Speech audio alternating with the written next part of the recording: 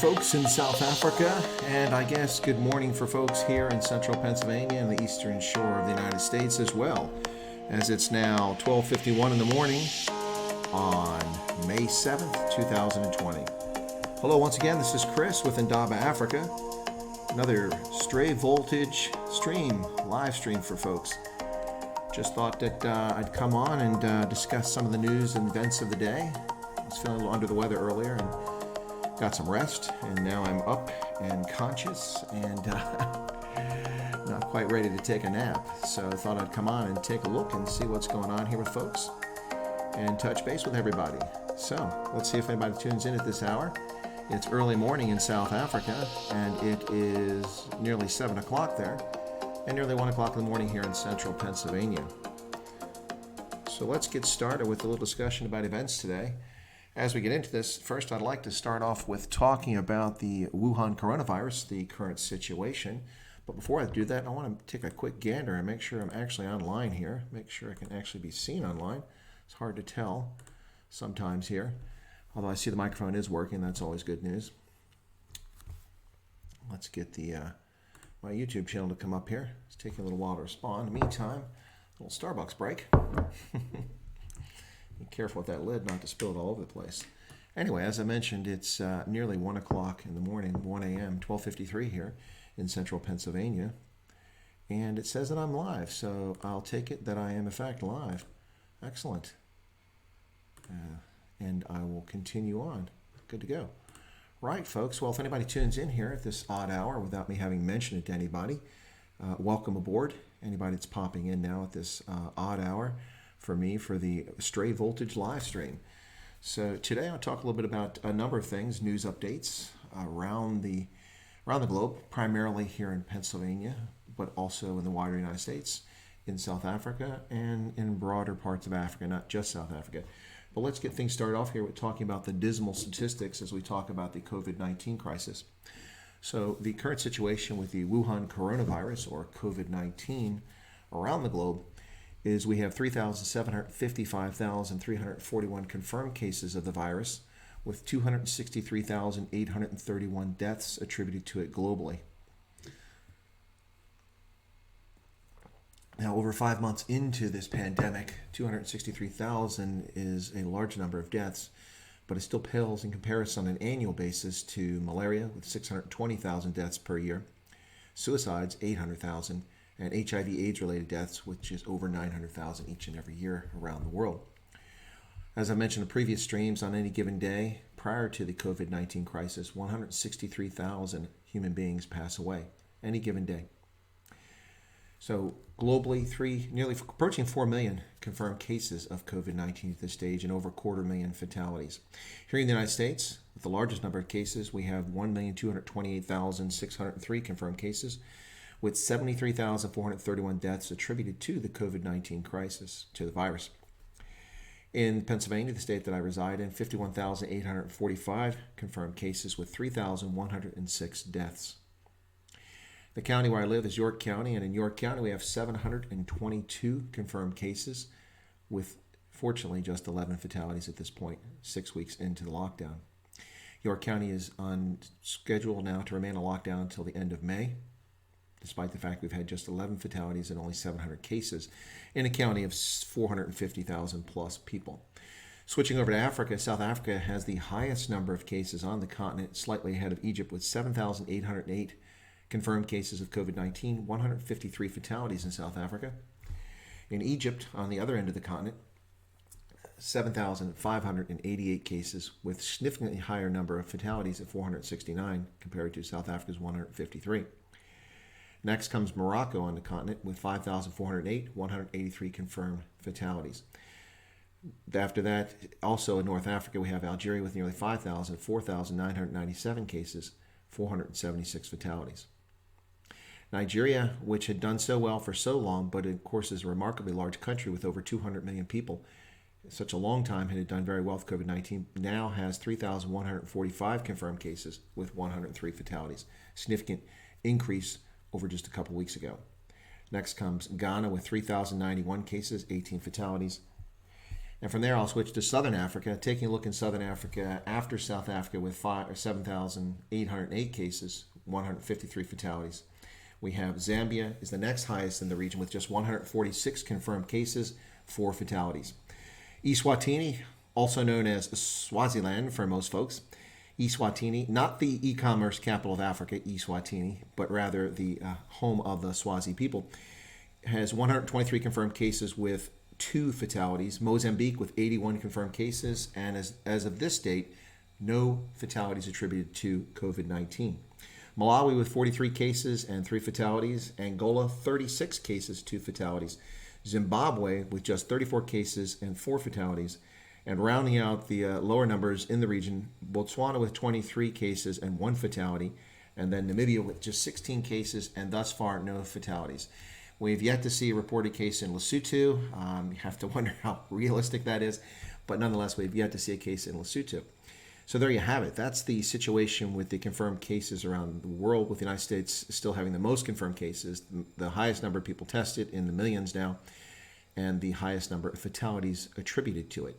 Once again, though, I caution folks, the fatalities attributed to the United States at times can be questionable because of the way authorities are reporting the cases. So that is a little bit of a look at the Wuhan coronavirus.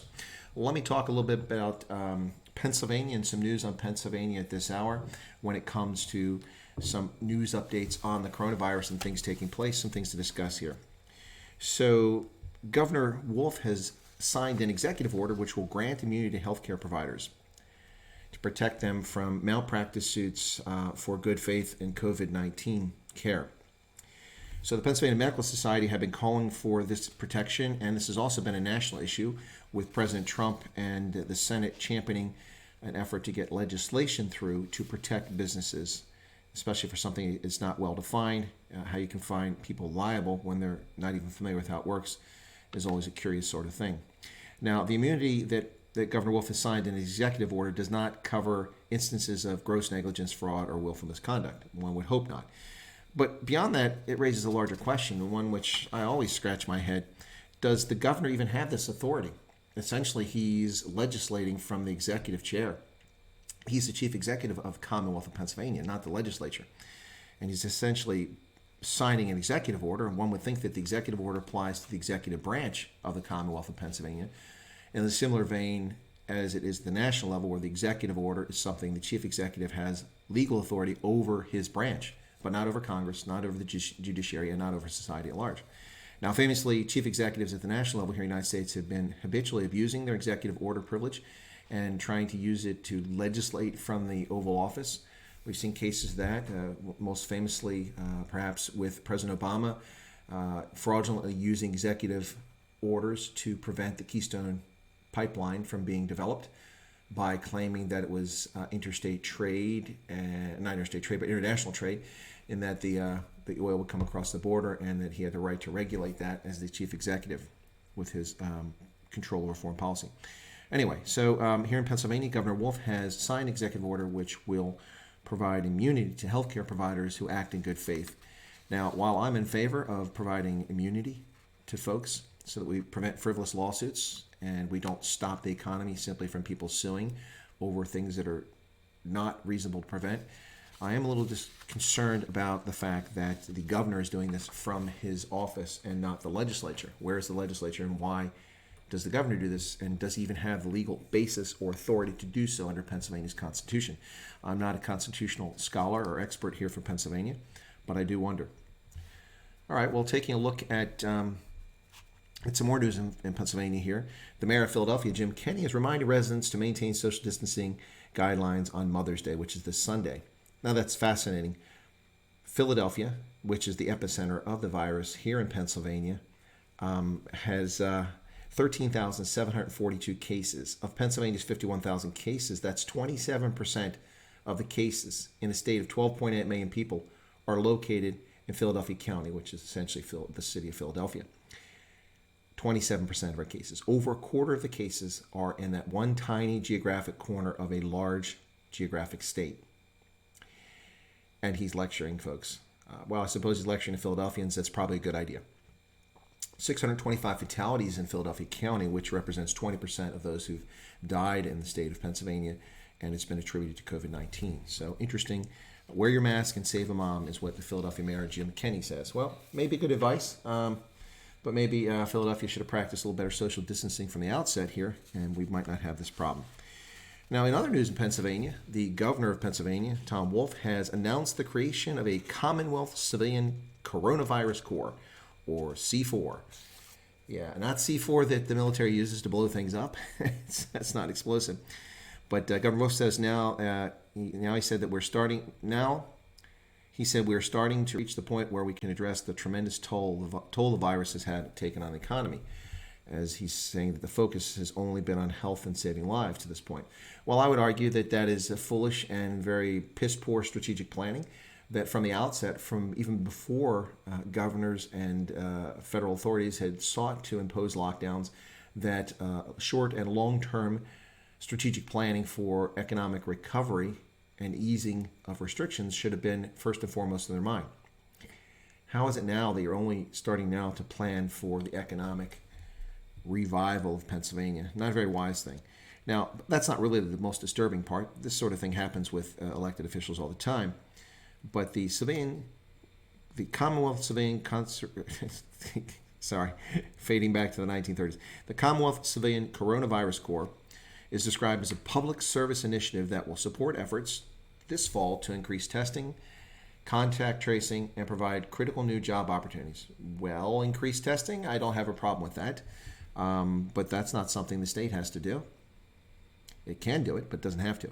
Contact tracing, this sounds an awful lot like totalitarian state policing, surveillance state.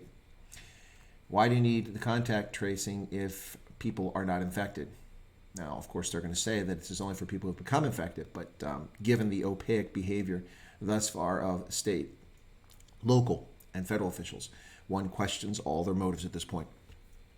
And the most disturbing part of this,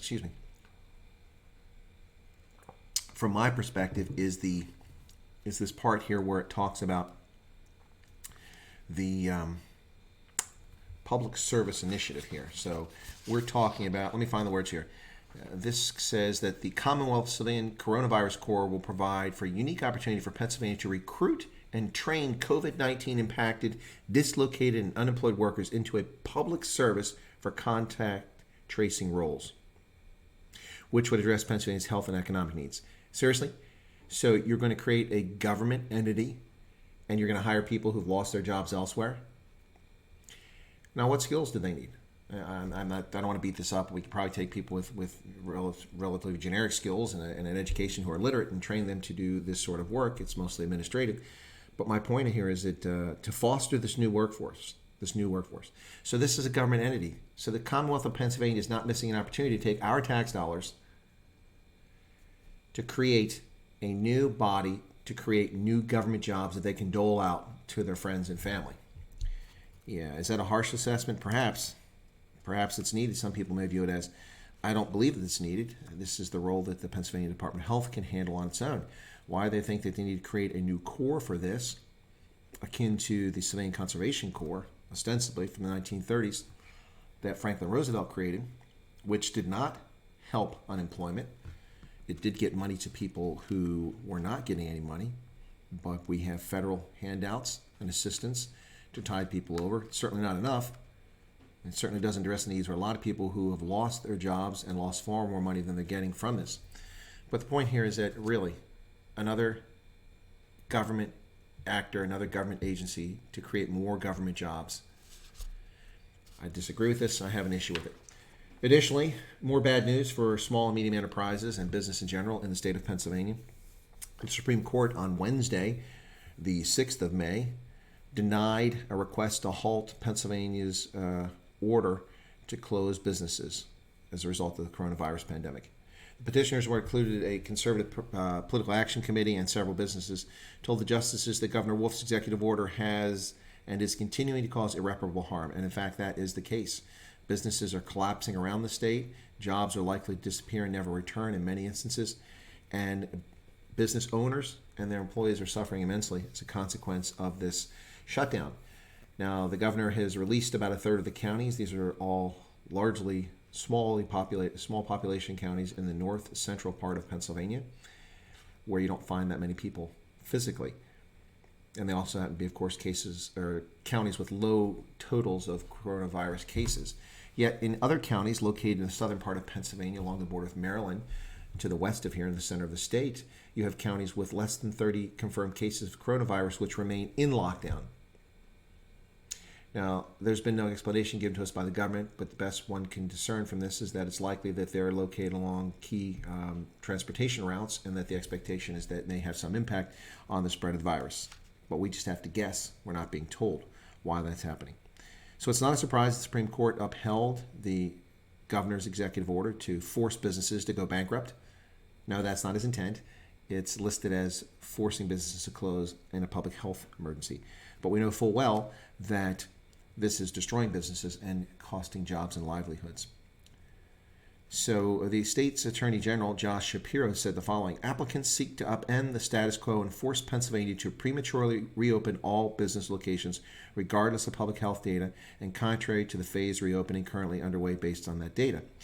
Well, I disagree with your assessment there, State's Attorney General Josh Shapiro. All businesses? What data? What are you sharing with us? How are you telling us why certain places can open up and why others can't? You're not. Look at a map, look where the cases are. They're all clustered around Philadelphia and the 5 counties immediately surrounding it, and then out in Pittsburgh. Beyond that, you have about 15% of the total cases spread out over 97% of the rest of the state. Well, not 85% of the rest of the state geographically. So you shut the entire state down with no explanation, lift only the counties that have 5 people that live in them, and leave everyone else to suffer and die in the vine. I'm sorry, you're just, this is hyperbole by the state's attorney general to get the Supreme Court to agree with the governor. And it worked. Of course, this is the same Supreme Court that famously struck down the redistricting of Pennsylvania's congressional districts and did it less than a year before a congressional election, leaving people in new congressional districts that they weren't in for previous elections, not for many years, and upsetting the 2018 congressional elections.